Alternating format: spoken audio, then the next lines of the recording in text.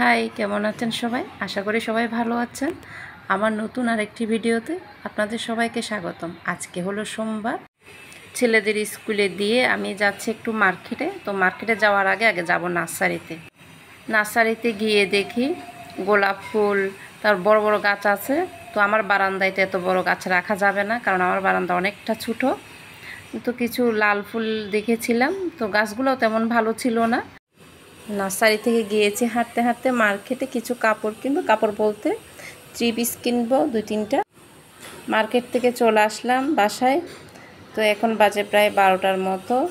তাড়াহুড়া করে আমার আর ভিডিও করা হয় নাই। তো এখন দেখাচ্ছি কি কি কিনলাম।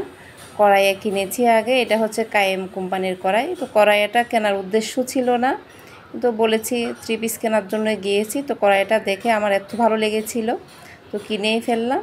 এটা হচ্ছে কায়েম কোম্পানির কড়াইয়া। তারপর এটা ঢাকনাটাও অনেক সুন্দর, ভারী, কড়াইয়াটা অনেকটা ভারী আর দেখতেও অনেকটা কিউট।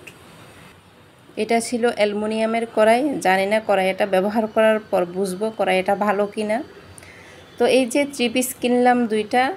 একটা হলো বাটিকের। তো গরমের দিনে বাটিক 3 পিস পরতে অনেক আরাম, কারণ কাপড়গুলো ভালো থাকে, বেক্সি কোয়ালিটির মধ্যে থাকে। এই 3 পিসটা আমার অনেক ভালো লেগেছে। 3 পিসের কাপড় ছিল একদম পিওর সুতির মধ্যে। এটার প্রাইস নিয়েছিল 1250 টাকা।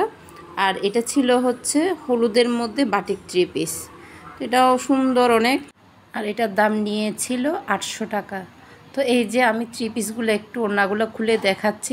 ওড়নাগুলো অনেক বড় আর প্রিন্টটা অনেক অনেক সুন্দর। এটা ছিল হলুদ 3 পিসের ওড়নাটা। এটা হচ্ছে কোটার মধ্যে ওড়নাটা অনেক বড়, আর সামনাসামনি দেখতে আরও সুন্দর 3 পিসটা। আর জামার কাপড়টাও অনেক বড় ছিল। তো কাপড়গুলো গুছিয়ে আসছি, চা খাবো।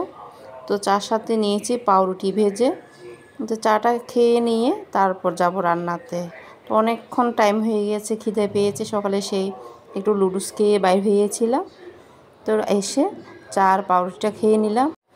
সকালবেলা তাড়াহুড়ার মধ্যে আর চাটা খাওয়া হলো না।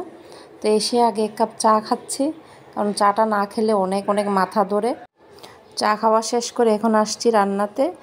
আজকে রান্না করব তিত করলা, একদম ছোটো যে করলাটা, ওইটা অনেক তিতা ছিল।